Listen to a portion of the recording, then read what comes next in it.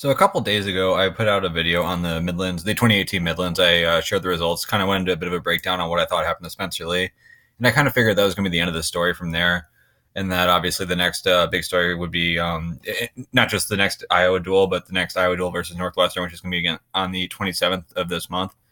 I kind of figured that's kind of where the story ended. But while listening to a podcast today while I was at work, the one with Chael Sonnen, I actually heard a story that I couldn't believe. So I actually looked into it, and it's actually true. So I'll let Chael tell that story first, and then from there I'll kind of go into it, dig into it deeper, and why I think it's not as big of a deal as some of you might take it to be. It's up, works hard, apparently doesn't read her own press clippings. They all read their own press clippings. She apparently doesn't read her own press clippings. There's a young man from the University of Iowa, a defending national champion and former three-time world champion wrestler named Spencer Lee. Spencer Lee lost a wrestling match over the weekend and promptly deleted his Twitter account. I got no problem with him doing that. I got none whatsoever, but he was a guy who read his own clippings and it affected him to the point that it hurt his feelings, to the point that a three-time world champion who got his feelings hurt from a few people on Twitter had to delete the account, and I'm not turning on him at all. I don't want Spencer to go, "Have being a jerk to me." No, not at all. I'm just saying this is a very real thing. It's real for the young athletes, and it's real for the world champion athletes. It doesn't appear to be real for Amanda. Yeah, so this was part of a rip that he had about Amanda Nunes, just talking about how he doesn't think that she seems to understand like what people are saying about her, that she doesn't realize that people think that she's great, and she just kind of, this was kind of stemming from the quote that she had in the post-fight press conference, just saying that she thinks she should be in the Hall of Fame, and Chael's like, yeah, of course you should. Everyone knows that. You just need to read your press clippings to understand that. But then he revealed that Spencer Lee deleted his Twitter account, and I had no idea this happened. I actually follow Spencer on Twitter, so it kind of went under the radar. I didn't see any tweets from him, but I didn't expect to see any tweets from him. It's not like he's super active on Twitter anyway. He'll post some stuff about wrestling every so often. He'll post some stuff about Pokemon, but I didn't figure that he had any reason to put out a tweet after he lost to Sebastian Rivera. He doesn't have to apologize to anyone. He doesn't have to make a statement on it. So it didn't really come to my attention, and there weren't really any big stories about it either. But it turns out Chael's actually correct. So I went to Twitter to see if his account was still there. First just confirmed which account it was, and that was at least Spencer Lee 36. So this is an example of a tweet that he had put out under that account. And when you click through, it'll say, cannot retrieve tweet at this time. Please try again later on the bottom. Also search Spencer Lee. If you search by people, again, there's no Spencer Lee. There's Lee Spencer, Spencer Welding, Lee Spencer. So again, Spencer Lee's Twitter account was deleted. I think it's a little bit unusual that he deleted, and that if the issue was that he just had a lot of people who were coming at him in a negative manner, you could have just deleted the app and just not gotten the notifications and come back later on. Either if he wanted to wait until after the season was over and not have it as a distraction, or if he wanted to wait until maybe after the next meet with Northwestern, if he gets a victory over Sebastian Rivera and he wants to get back on at that point. You'd figure that would make more sense than just deleting the entire account. Plus, he used the account for more than just wrestling. Obviously, he posted a lot about Pokemon, so he seemed to be following other interests there. And maybe he has a burner account right now that follows a lot of those same things, so he can still kind of use Twitter as a news feed, but doesn't really post from it and have people posting to him. As far as whether I think the move is a good move or not, it's interesting to know that Spencer is a sophomore in college. I believe he's either 19 or 20 years old right now, so he's not exactly the oldest guy in the world.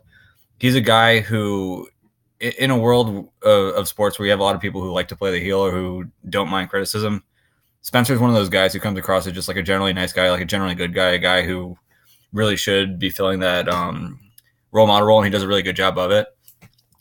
Just to kind of make you guys aware, I'm an Iowa grad, Iowa alum. I have a lot of friends who still live in the Iowa City area, who still go to the university even.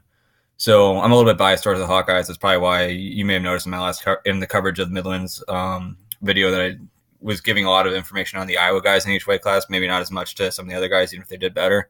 That's probably why. But part of that also comes with understanding how important Spencer Lee is in that community, and just kind of seeing how much of an effect he has on the children, not just in Iowa City, but just in Iowa as a state. All the kids who grew up Hawkeye fans, who grew up wrestling, and see him as a real hero, and not just for what he does on the mat, which is fantastic, but also how he is off the mat. He's just a genuinely nice guy. So for him, it's a little bit different for him to have a bunch of people who just hate the Hawkeyes who are taking it out on him than it would be for someone like Thomas Gilman, who kind of thrives off of that. So I can see why he wouldn't want to have to deal with it any more than what he already is. And it's worth noting that Spencer, for as good as he is, he could easily be an arrogant prick, and he isn't. He could easily put in a lot of people's face that he's the most dominant wrestler in college. But the thing is, because he's a Hawkeye, because a lot of people hate the Hawkeyes, therefore they kind of hate him by proxy. Whereas if Spencer Lee wrestled at a college that a lot of people maybe didn't hate, say like a Fresno State, which is they're back in the fold now, or maybe if he like wrestled for the Naval Academy and was number one in the nation, was really down and lost, I don't think people would be bagging on him as much as they are right now because he wrestles for Iowa. So a lot of the flack he's getting is because he's a Hawkeye, and to be fair, I understand that. I've kind of been on the other end of that foot. Obviously, as a Hawkeye fan, when Mark Hall had his red shirt pulled, obviously I know how good Mark Hall is. I knew how good he was at the time, and when I saw Alex Meyer beat him in Carver Hawkeye, I definitely enjoyed it. Now, granted, I didn't go to the point where I was actually tweeting at him. I think in general, if you're tweeting at athletes after they lose and rubbing it in their face, there's almost no good excuse for that. Even if they're being publicly arrogant, to be a top level athlete, there kind of has to be a great deal of self confidence that kind of borders on arrogance. So to rip on someone for believing in themselves, I don't see how that's ever really appropriate. I guess there could be some times where an athlete just crosses the line too far. Maybe you could say in Connor's case where he actually broke the law and actually went to jail over what he did, if you wanted to kind of rub that back in his face. Okay, I kind of get it, but even still, I really don't see the value in that. There's really no point in doing it. And if you're going online and just ripping on people, let alone kids, and I mean, granted, he's a legal adult, but at the same point, there's really no value in ripping on him on Twitter. So the fact that a lot of people are doing that, there just doesn't seem to be any value in it. And if he wants to have a social media blackout, whether that's for the rest of the season or maybe for the rest of forever, if he doesn't want to be on Twitter anymore, which is understandable. Twitter's a bit of a toxic place. I can't blame him. I really don't hold it against him. Some people might see it as a sign of weakness that, oh, you can take some criticism on Twitter. Quite frankly, he doesn't have to. It's just not a big deal to me. If he starts showing it in matches where if he starts getting booed in environments like when he goes to rec hall, if he starts like reacting poorly to getting booed, that might be an issue. Like actually while he's wrestling, but if it's just when he's at home, when he's trying to relax and his phone's blowing up because people are talking shit to him that know nothing about him, if he doesn't want to deal with that anymore, that's okay. I don't have an issue with it. A lot of pro athletes aren't very active on Twitter anyway, especially in the major sports league. So if he doesn't want to have a Twitter, that's fine. I'm really not going to hold it against him. Hopefully everything's going good for him. Hopefully he's feeling better, and hopefully we'll see the best bench Lee for the rest of the season. And if the best bench Lee wins a national title, that's great. If the best bench Lee isn't good enough to beat the best Sebastian Rivera, because Sebastian Rivera got that much better, then fair play to Sebastian. But either way, I look forward to seeing the rest of the season play out, and hopefully everyone